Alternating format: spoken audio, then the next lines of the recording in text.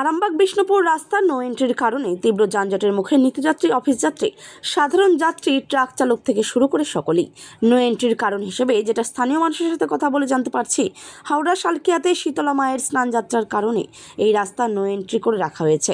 4 ঘন্টা এই যানজটে আটকে আছেন বলে জানাচ্ছেন যাত্রী থেকে বাস চালক, ট্রাক চালক সকলেই। অপরদিকে কামারপুকুর ভিগদাস রাস্তাতেও চলছে এই জ্যাম নো এন্ট্রির কারণে। কতক্ষণে এই নো এন্ট্রি উঠে রাস্তা উন্মুক্ত হবে তার জন্য যাত্রীরা অপেক্ষারত।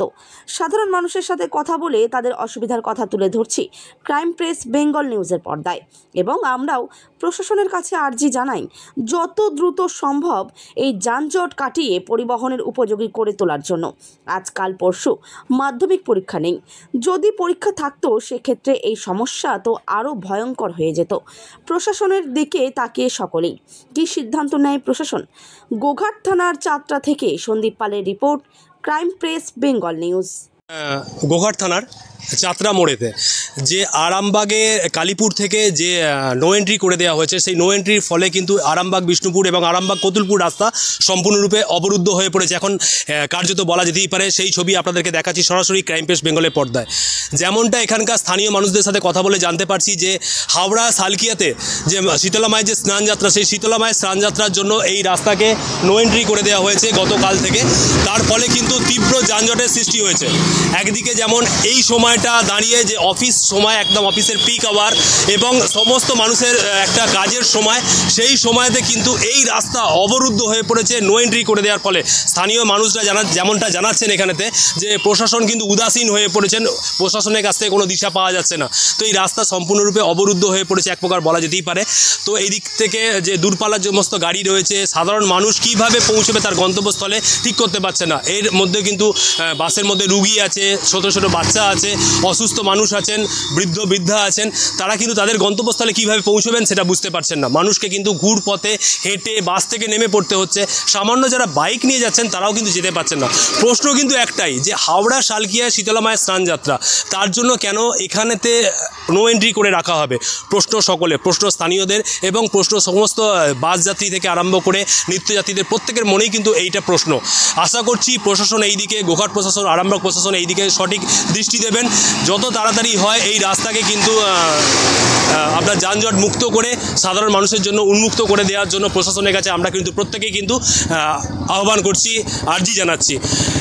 গোঘাট থানার চাতরা থেকে সন্দীপ পালের report, crime press Bengal news.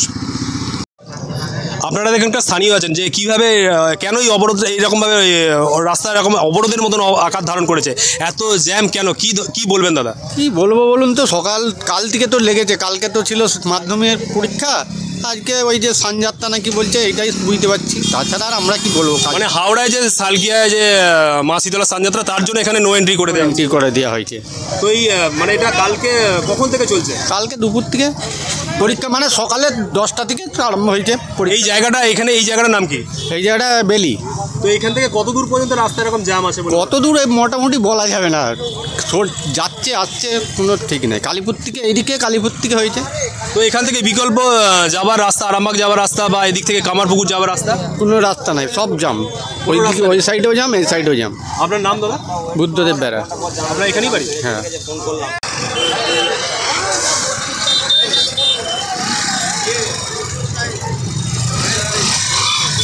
যানজটটা কিসের কারণে দেখলেন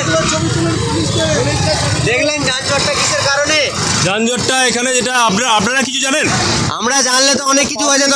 পাবলিক হ্যারাসমেন্ট ছাড়া কিছু না, এভরিডে পাবলিক হ্যারাসমেন্ট। ঠিক আছে, আমরা তো যানজটটা হচ্ছে জানি না, কিন্তু পাবলিক হ্যারাসমেন্ট হচ্ছে, যেটা হচ্ছে দৈনন্দিন যাতায়াত করি, এরকম কোথাও দেখিনি। ঠিক আছে, আপনার নাম? আমার নাম রাজেশ।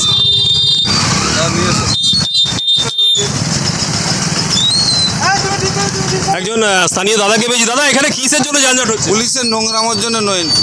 পুলিশের নোংরামোর জন্য? পুলিশের নোংরামোর জন্য নো এন্ট্রি। কী কারণে বলা যাবে না, এটা প্রতিদিনের একই কাজ। সকাল হলে ঘুম থেকে উঠি দেখি নো এন্ট্রি, আর রাত্রেবেলা শুতে যাই নো এন্ট্রি। মানে কারণটা কি? কারণ তো বলা যাবে না, সেই কারণটা ওনারা বলতে পারবেন। কি মনে করছে প্রশাসন নিজের ইচ্ছা মতো? ইচ্ছাকৃত, এসব ইচ্ছাকৃত। কোথা হাওড়ায় সালকিয়ায় সানযাত্রা হচ্ছে আর এখানে হচ্ছে তো এই আমাদের নো এন্ট্রি। হাওড়া দিয়ে যাবে না, সব গাড়ি তো হাওড়া দিয়ে নিশ্চয়ই যাবে না। এরকে প্রশ্নটা করতে হবে। সকালবেলা ঘুম থেকে উঠে দেখি দাদা নো এন্ট্রি, রাত্রেবেলা শুতে যাওয়ার সময় দেখি নো এন্ট্রি। এটা পুলিশের ওখানে বসে আছে ব্যারিকেড নিয়ে, আর এই সমস্ত অবস্থা তো দেখতে পাচ্ছেন আপনি। মানে এই সময়টা আপনার অফিস সময়, কাজের সময়, ছাত্রছাত্রীদের স্কুল কলেজ যাওয়ার সময়, তো এই সময়টা এরকম ধরনের অবরোধ কত দূর? যে জায়গাটায় দাঁড়িয়ে আছেন এই জায়গাটায় দিন চারেক আগে পরপর দুখানা অ্যাক্সিডেন্ট হয়ে লোক মারা গেছে নো এন্ট্রির জন্য, তাতেও এদের কোনো হুঁশ ওঠেনি। এই জায়গাটা যেখানটা আপনি দাঁড়িয়ে আছেন এখন, এই যে রাস্তা তো পুরো অবরুদ্ধ হয়ে পড়েছে, কত দূর পর্যন্ত রাস্তা এরকম ভাবে? মানে বিষ্ণুপুর বাঁকুড়া পর্যন্ত চলে গেছে। ওই দিকের রাস্তাও একই কেস, এই দিকের রাস্তাও একই কেস। তো কি চাইছেন এখন আপনি? পরিষ্কার যাতে হয়ে যায়, যাতে সাধারণ মানুষের নাজেহাল থেকে যাতে বাঁচে। দেখুন না অবস্থাটা, দেখুন অবস্থা, দেখুন অবস্থা দেখতে পাচ্ছি। আপনার নাম দাদা? শুভঙ্কর সিংহ রায়। আপনার বাড়ি? বেলিতে। তো দেখতেই পাচ্ছেন শুভঙ্কর বাবু যেরকম জানাচ্ছেন প্রশাসনের কাছে, প্রশাসনের ওপর কিন্তু ক্ষোভ উগড়ে দিচ্ছেন যে এটা প্রতিদিনের নিত্যদিনের কারণ, যেটা হাওড়া সালকিয়াতে যেটা শীতলা মায়ের স্নানযাত্রা, তার জন্য আজকে এখানে আরামবাগ, বেঙ্গাই, আরামবাগ, কতুলপুর রাস্তা অবরুদ্ধ। তো হাওড়ায় মা শীতলার স্নানযাত্রা, তার জন্য কেন এই রাস্তা অবরুদ্ধ করা হবে? কেন এই রাস্তাকে প্রত্যেকদিন নো এন্ট্রি করে দেওয়া হবে? এই রাস্তার ওপরতে এই নো এন্ট্রির ফলে কিন্তু দুর্ঘটনা ঘটেছে, এরকমটাই জানাচ্ছেন এখানকার স্থানীয় মানুষ।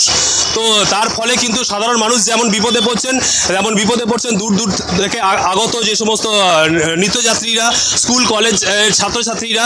আমরা যত দূর যাচ্ছি তত দূর কিন্তু মানে বাস কিন্তু দাঁড়িয়ে আছে, গাড়ি দাঁড়িয়ে আছে, ছোট গাড়ি, বড় গাড়ি, এমনকি বাইক পর্যন্ত এখান থেকে যেতে পারছে না কোনো রকমভাবেই।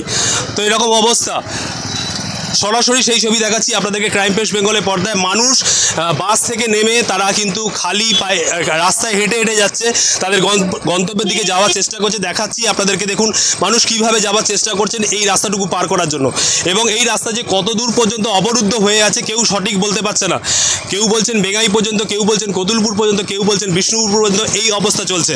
তো যেটা জানাচ্ছেন প্রত্যক্ষ এখানকার স্থানীয় বাসিন্দারা, যে হাওড়ায় যে শীতলা মায়ের যে স্নান যাত্রা, সেই জন্যই কিন্তু এই রাস্তাকে নো এন্ট্রি করে দেওয়া হচ্ছে। তো হাওড়ায় প্রশ্ন কিন্তু প্রশাসনের কাছে, প্রশ্নের মুখে কিন্তু প্রশাসন দেখতেই পাচ্ছেন দূরপাল্লা যে সমস্ত গাড়ি, তারকেশ্বর, খড়গপুর, যেটা মানে অনেক লং রুটের গাড়ি, এই সমস্ত গাড়িগুলো কিন্তু যাত্রী নিয়ে কিন্তু দাঁড়িয়ে আছে। তো শীতলা মায়ের স্নানযাত্রা যেখানে হাওড়াতে, তো সেখানেতে প্রশ্নের মুখে কিন্তু আরামবাগ প্রশাসন।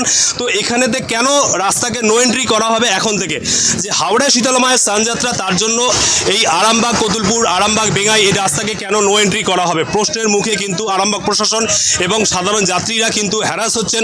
রাস্তায় দাঁড়িয়ে ঘন্টার পর ঘন্টা সাধারণ মানুষরা বাস থেকে নেমে পড়েছেন, নেমে কিন্তু তারা কোনো রকমভাবে তাদের গন্তব্যের দিকে যাওয়ার চেষ্টা করছেন। এই সময়টা অফিস সময়, এই সময়টা স্কুল কলেজ ছাত্রছাত্রীদের সময়, কাজের সময়, একদম পিক আওয়ার। এই পিক আওয়ারেতে কিন্তু মানুষ কিন্তু দুর্ভোগের শিকার হচ্ছেন।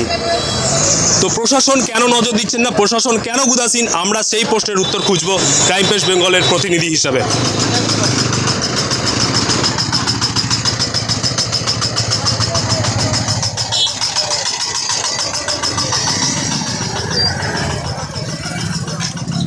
দেখতেই পাচ্ছেন যে মানুষ কিন্তু বাস থেকে নেমে বাইক পর্যন্ত, এখান থেকে বাইক নিয়ে পর্যন্ত যাওয়া যাচ্ছে না, মানুষ হেঁটে কোনো রকমে চেষ্টা করছেন এই জায়গা থেকে বেরিয়ে যদি অন্য রুট দিয়ে যদি যাওয়া যায়, এর বিকল্প রাস্তা হিসেবে যে যার গন্তব্যস্থলে যাওয়ার চেষ্টা করছেন।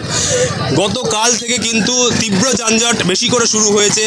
যেমনটা জানাচ্ছি আপনাদেরকে, যে হাওড়ায় শীতলা মায়ের যে স্নানযাত্রা, সেই শীতলা মায়ের স্নানযাত্রার জন্য এই আরামবাগ, কতুলপুর, আরামবাগ, বিষ্ণুপুর, আরামবাগ, বেঙ্গাই এই রাস্তা কিন্তু